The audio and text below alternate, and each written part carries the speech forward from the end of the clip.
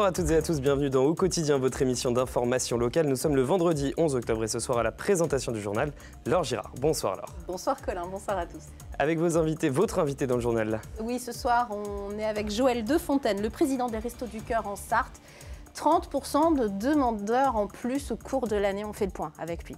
Et puis dans la suite, nous vous proposons le portrait grand angle d'un étudiant du Mans qui nous parle de son handicap invisible et de son quotidien. Des douleurs vraiment tout le temps en fait. Là quand je te parle j'ai mal, donc j'ai d'habitude de dire que quand j'ai mal c'est que j'ai plus mal que d'habitude, etc. Et puis dans la suite, nous aurons une chronique littéraire de Laure Girard sur un livre qu'elle a adoré. Ce sera sur ce livre-là. Rendez-vous à 18h45 et un petit peu plus pour la suite d'Au Quotidien. Mais avant ça, place à l'actu du jour.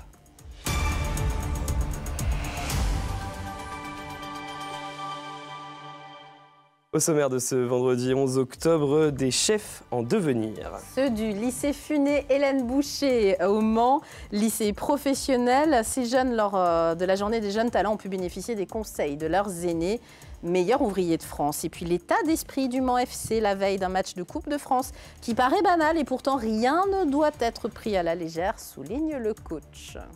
On ouvre ce journal, faire la cuisine avec un meilleur ouvrier de France. Est-ce que ça vous dit, Laure ? Absolument. C'est l'expérience qu'ont vécue en tout cas les élèves du lycée Funé Hélène Boucher du Mans ce vendredi lors des journées des jeunes talents. Marc Fouché, cuisinier et meilleur ouvrier de France, a partagé quelques-unes de ses recettes et surtout ses savoir-faire avec 25 futurs chefs en plein apprentissage. Le reportage d'Anthony Piton. La cuisson des châtaignes, élevée au rang d'art.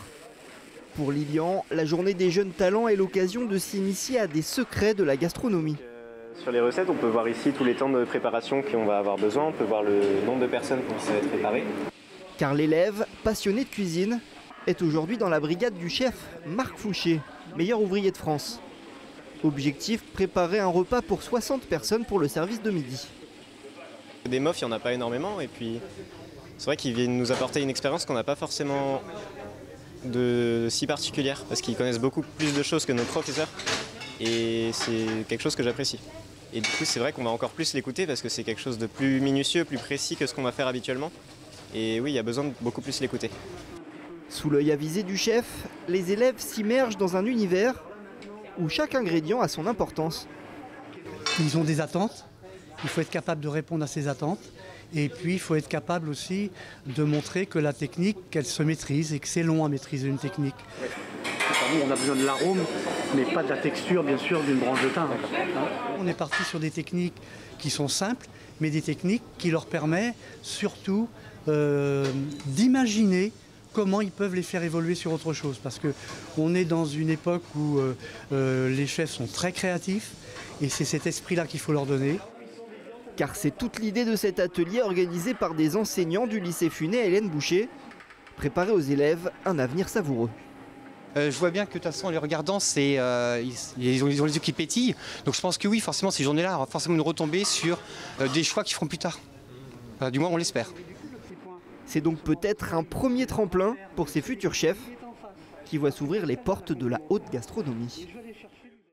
Un anniversaire aujourd'hui, les 80 ans du Maine Libre, le plus vieux quotidien sartois. En réalité, il est paru la première fois le 9 août 1944, vous le savez peut-être, au lendemain de la guerre. Le journal a choisi de s'intéresser aujourd'hui à l'avenir pour cette journée festive organisée cet après-midi au Papéa Park à Ivry-l'Évêque. Au programme, 3 tables rondes sur les défis que les Sartois auront à relever d'ici 2050. Pourquoi le quotidien qui relate par définition l'actu du jour s'intéresse à l'avenir? Élément de réponse avec Serge Danilo, le rédacteur en chef du Maine Libre. On a un devoir, c'est de penser à demain, d'aller vers l'avenir. Et c'est pour cette raison qu'on a voulu faire des tables rondes, inviter nos lecteurs pour réfléchir un petit peu, partager avec des acteurs du territoire qui sont bien ancrés dans le territoire et qui innovent, qui croient dans l'avenir. Et donc on a 3 tables rondes où on va parler de la mobilité de demain avec des innovations autour de l'hydrogène. On va parler de la ville de demain, des centres-bourgs aussi, puisqu'on est dans un département où il n'y a pas que des villes, que des grandes villes. Il y a aussi des centres-bourgs. Donc comment on les imagine demain, comment ils vont s'aménager. Et puis la 3e table ronde, c'est ce sur quoi peut miser peut-être la Sarthe plus particulièrement pour son avenir.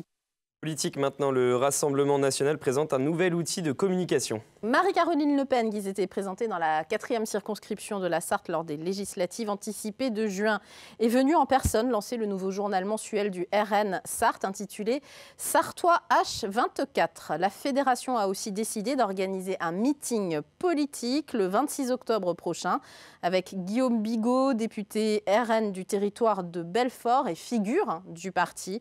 Ça se passera maison de quartier Pierre Guédou au Mans. Et puis Stéphane Le Foll dénonce avec force le projet de budget 2025 annoncé par le Premier ministre Michel Barnier. Au moment où nous rendons ce journal, ce vendredi soir à 18h30, notre journaliste assiste à une conférence de presse donnée par le maire du Mans, le maire socialiste Stéphane Le Foll, ainsi que par le sénateur Thierry Kozik. Ce qui en ressort, c'est qu'en effet, les figures de proue socialistes en Sarthe rejettent avec force la politique d'austérité proposée aux Français dans les années à venir. 40 milliards d'euros d'économies sont annoncés. Nous vous proposerons des moments choisis de cette conférence de presse dans l'édition de lundi soir. Et puis de son côté, le maire d'Allonnes, Gilles Leproust, s'est fendu d'un communiqué déclarant que ce budget, qui voudrait taxer les collectivités d'au moins 5 milliards d'euros, aurait des conséquences terribles sur la vie des gens et des associations, remettant en cause le pacte social et environnemental, la République. Fin de citation. Des difficultés à subvenir au quotidien, notre invité en est témoin tous les jours. Nous sommes avec Joël Defontaine. Il est le président des Restos du Cœur en Sarthe. Merci d'être avec nous, Joël Defontaine. Je le disais, en titre, 30% de bénéficiaires en plus entre la mi-2023 et la mi-2024. C'est un constat national et la Sarthe n'est pas épargnée. Comment vous l'expliquez ? Alors, le premier constat, c'est qu'on est dans un tsunami de l'océan de la misère. C'est-à-dire, je compare ce qui se passe actuellement comme un tsunami, et au lieu que ce soit des déferlantes d'eau, c'est des déferlantes de misère. Alors, comment on peut l'expliquer ? Plusieurs points. D'abord, la crise économique.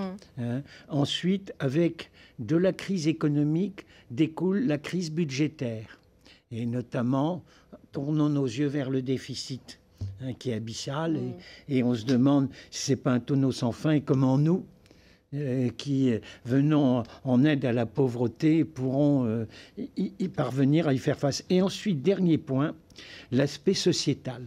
Il y a actuellement une grande rupture que nous observons entre, disons, les personnes qui ont la chance, ou la cuillère d'argent dans la bouche, et qui en profitent allègrement, et les classes moyennes qui sont bien souvent en Sarthe, puisqu'on est quand même dans un département de classe moyenne, et donc on voit bien que toutes les demandes répétées de participation financière sous formes diverses exténuent vraiment économiquement les gens. Et ça, c'est un point tout à fait capital, en sachant qu'en Sarthe, nous avons un taux de pauvreté INSEE à 15%, alors que la moyenne des Pays de Loire est de 11%. Voilà, alors plus de familles monoparentales, plus de jeunes, plus de femmes avec des enfants petits, ça vous le constatez vraiment ? Mais il est impressionnant. Je vais vous donner un exemple qui parle. Nous avons le bus du cœur qui stationne tous les soirs au pied de la cathédrale et qui sert des repas. En moyenne, actuellement, pour uniquement la partie jacobin, c'est autour de 80-90 repas sur cette halte-là, puisqu'à Pontlieu, on a autant. Et donc, avant, il y a ne serait-ce qu'un an ou deux, c'était essentiellement des gens de la rue qui venaient le soir pour un repas chaud. C'était des chômeurs, c'était des accidentés de parcours, mais qui avaient un certain âge, entre 35 et, disons, 50 ans. Maintenant, ce que l'on constate et qui est effrayant, toujours, et avec des horaires quand même pas adaptés aux enfants, puisqu'on sert entre 20h et 23h. Bien sûr. Donc, pour vous donner le créneau, on voit de plus en plus de jeunes mamans, de jeunes femmes qui viennent avec le petit bout à la main, le bébé dans le landau. C'est la scène à peu près ordinaire. Et quand on parle avec elles, elles nous disent « mais ça sera mon seul repas chaud de la journée ». Et pour continuer leur discours, et je ne sais même pas où je vais coucher ce soir. Car vous avez beaucoup de ces jeunes-là qui dorment dans les parkings. avec de jeunes enfants. Alors, ça, c'est le constat que vous faites. Parallèlement, vous avez de plus en plus de besoins de bénévoles. Votre association, comme toutes les autres, traverse cette crise du bénévolat qu'on connaît depuis le post-Covid, en fait. Donc, très concrètement, aujourd'hui, les Restos du Cœur de la Sarthe ont besoin de quel type de bénévoles? Alors, plusieurs. Hein. On est comme toutes les associations. On a besoin de chauffeurs poids lourds. Voilà. Chauffeurs poids lourds pour livrer la marchandise, les aliments, à nos 15 centres d'activités qui sont répartis sur l'ensemble du département. Et la journée commence en général vers 8 heures et se termine en général vers 16 heures. Mais ce n'est pas tous les jours. Hein. On a en fait un chauffeur égale une journée. Après, c'est un autre chauffeur. Oui, donc il vous en faut plusieurs. Voilà. Hein. Et c'est pour ça que là, on recherche activement 2 à 3 chauffeurs poids lourds. Des permis B également pour faire les maraudes au niveau des... C'est un autre aspect. Les permis B, c'est pour faire les 3,5 tonnes. Hein, c'est pour faire aussi des livraisons. Hein, plus en proximité sur le Mans ou ailleurs. Et pour faire les maraudes, c'est les 3,5 tonnes qui s'y suffisent. Par contre, nous avons besoin aussi de chauffeurs poids lourds pour le bus du cœur. Oui. Et là, actuellement, on a un vrai déficit de 3 à 4 personnes. Mais là, les horaires ne sont pas les mêmes. Les horaires, c'est de 18h en soirée jusqu'à 23h, en sachant qu'un chauffeur ne fait qu'une soirée. Et alors, rapidement, c'est une logistique énorme, évidemment. Les entrepôts des restos, notamment celui de Coulennes, qu'on connaît, dans lequel on va régulièrement à LMTV. Vous avez besoin d'un ou deux responsables logistiques, si possible. D'approvisionnement. On a la logistique, les responsables logistiques, mais on n'a pas les responsables d'approvisionnement. Idéalement, ce serait quelqu'un qui aurait bossé dans la logistique, qui ou serait dans retraité. Les appros, qui sait ce que c'est qu'une plateforme alimentaire. Voilà. Hein, et le flux dans une plateforme... Alors, nous avons un salarié qui est à plein temps, mais nous manquons de 2 bénévoles pour orchestrer tout ça. Et on a besoin de 2 bénévoles chacun, 2 demi-journées par semaine. Pour les informations, si vous avez entendu cet appel, que vous voulez faire des dons, tout simplement parce que les restos ont besoin d'argent, tout simplement, également. Il y a le Facebook, il y a également le numéro de téléphone 02 43 82 16 14. Vous aurez des gens très sympas au téléphone qui vous répondront à partir de Coulennes. Et puis, il y a le site internet national restoducoeur.org. Très rapidement, vous restez optimiste, Joël de Fontaine. Optimiste, mais dernier point d'appel aux entreprises. Oui. Les entreprises, par le RSE, peuvent nous aider par les mécénats. Mécénats de compétences, notamment pour les fins de carrière avant retraite. On en a eu, on est ouvert. Leur soutien financier, on délivre des CERFA, déduction fiscale, et soutien surtout en nature alimentaire et autres. Merci Joël de Fontaine. Et donc, pour conclure, on compte sur vous. Oui, ils comptent sur vous, les Restos du Cœur. On connaît la formule. Merci d'être venu nous en parler. Allez, on passe au sport. Allez, de sport, on reste optimiste quand même, malgré tout. Il faut. Et le Mans FC aussi espère rester optimiste. Coupe de France de football, le Mans FC qui se prépare pour son premier match ce samedi. Les 100 et Or disputent donc leur premier match à 16h chez les Mayennais d'Ambrières-Signé. Comme un air de déjà-vu pour l'équipe. Lors de la Coupe de France 2023, le Mans FC avait très largement remporté sa rencontre contre nos voisins. Mais l'entraîneur Patrick Videra reste concentré sur ce match à venir. Car en foot, comme ailleurs, rien n'est jamais acquis. Alexandre Ferrer. Un an, presque jour pour jour après une victoire, 14-0, le Mans FC retrouve Ambrières-Signé en Coupe de France. Alors avant la revanche, le coach parle avec confiance, mais prudence. Il faut y aller avec beaucoup d'humilité. Cette équipe mérite autant de respect que les autres, que Châteauroux dans 10 jours. On a été les voir aussi la semaine dernière pour que rien ne soit mis au hasard. Donc il va falloir y aller avec beaucoup de sérieux, beaucoup de caractère, de pouvoir imposer des choses, de pouvoir imposer aussi notre jeu. Il y a des choses qui sont bien meilleures. Blessés, l'attaquant Antoine Rabillard et le milieu Maxime Nonan-Maché ne disputeront pas le match. L'intention de l'entraîneur, faire tourner l'effectif et distribuer le temps de jeu. Il risque d'avoir aussi certaines rotations à certains postes, mais voilà, je veux pouvoir donner du temps de jeu à tout le monde et que tout le monde puisse se sentir concerné par rapport à l'objectif et le développement, ce que le club a envie de faire. Objectif évidemment une qualification pour le 6e tour de la Coupe de France. Les 100 et or affronteront le club d'Ambrières-Signé en Mayenne ce samedi à 16 h. Évidemment, on vous donnera les résultats du Mans FC ce lundi dans Au Quotidien. C'est la fin de ce journal, on se retrouve dans un instant pour la suite, juste après la pub et la météo. A tout de suite.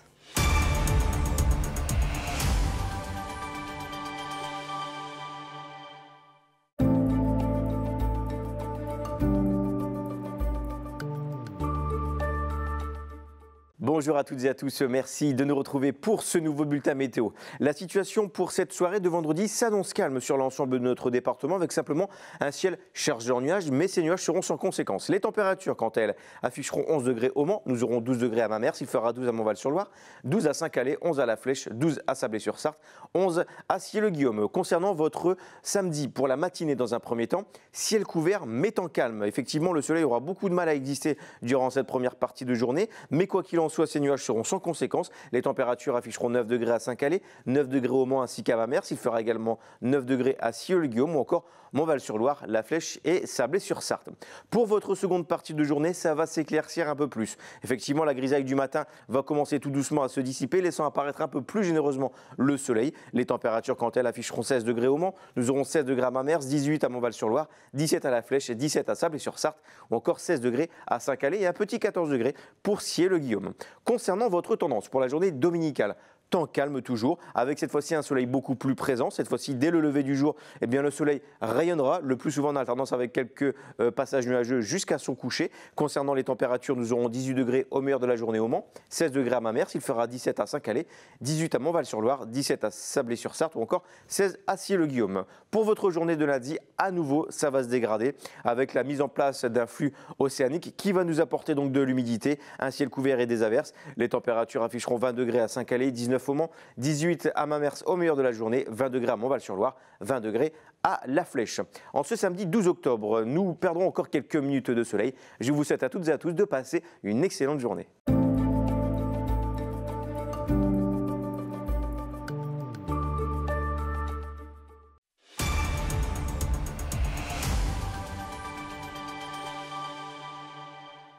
Bienvenue dans la suite d'Au Quotidien si vous nous rejoignez. Avant de rejoindre l'Or, on va juste faire un petit point sur la qualité de l'air dans notre département.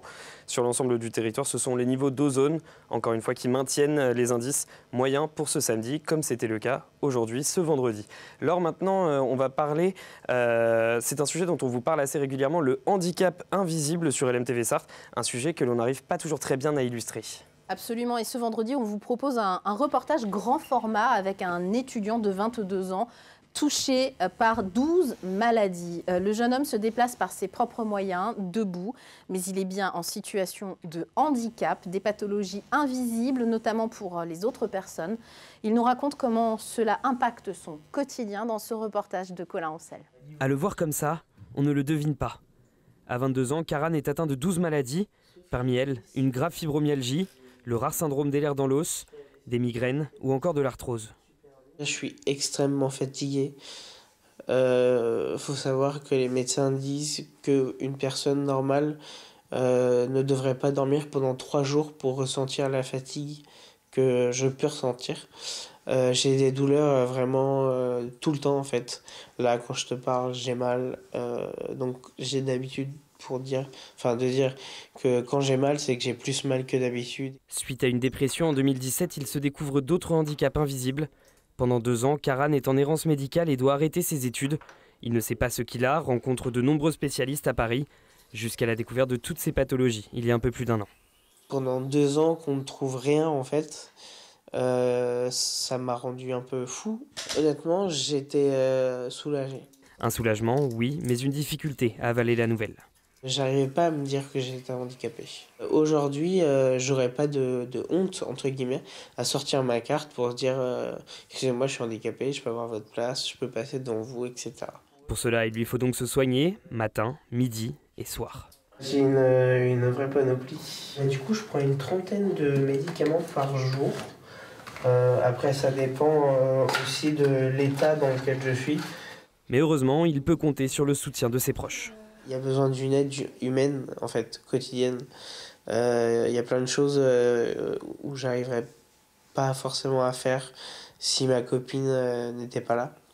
Par exemple, la vaisselle, je peux tenir 5 à 10 minutes. Et après, j'ai beaucoup trop mal aux mains pour continuer. Ça va, je le vis, parce que c'est vrai que c'est compliqué, même des fois. Lui, il n'a pas trop envie, des fois, que je l'aide pour certaines choses.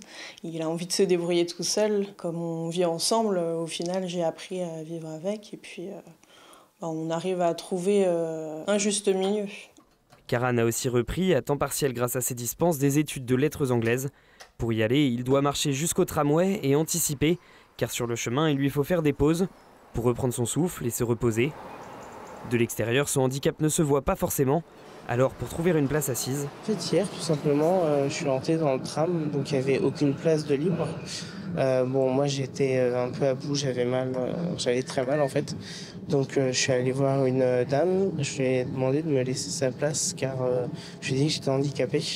Elle m'a regardé de haut en bas 3 fois et du coup j'ai compris qu'elle hésitait, elle voulait pas me laisser sa place. Donc j'ai sorti ma carte, il y a marqué invalidité, donc là elle s'est levée un peu énervée d'ailleurs. Une difficulté qu'il n'a pas rencontrée à la fac avec des amis qui le soutiennent sans le considérer avec pitié, essentiel pour lui. Retrouver les bancs de l'école et continuer d'apprendre pour aboutir ses projets. J'ai un rêve depuis que je suis gosse, c'est d'écrire un livre et finalement j'ai fini par en écrire un. Donc, qui s'appelle Le Jardin des Pensées, qui est un recueil de poèmes, de 50 poèmes, où je parle de ma maladie et de mes exutoires pour me sentir mieux, des échappatoires. Je dis souvent qu'avec la poésie, on arrive à mettre des mots sur les mots. Souvent, les malades n'arrivent pas à parler de leur maladie, à dire ce qu'ils ressentent. Et à travers la poésie, moi, j'ai réussi à le faire. Un recueil qui exprime ses souffrances et aborde aussi sa guérison. L'histoire d'un étudiant à temps partiel, mais malade à temps plein. Un reportage que vous pouvez retrouver sur notre chaîne YouTube. Maintenant, Laure, je crois que vous voulez nous partager un coup de cœur suite au week-end Faites lire de la semaine dernière. Olivier Norek est un auteur de polar reconnu et apprécié, publié aux éditions Michel Lafon. Pour la première fois, il sort de ce registre et nous propose un roman historique avec les guerriers de l'hiver. Le contexte, c'est une guerre peu connue qui a eu lieu entre la toute petite Finlande et l'immense Russie de Staline fin 1939, donc au début de la Seconde Guerre mondiale.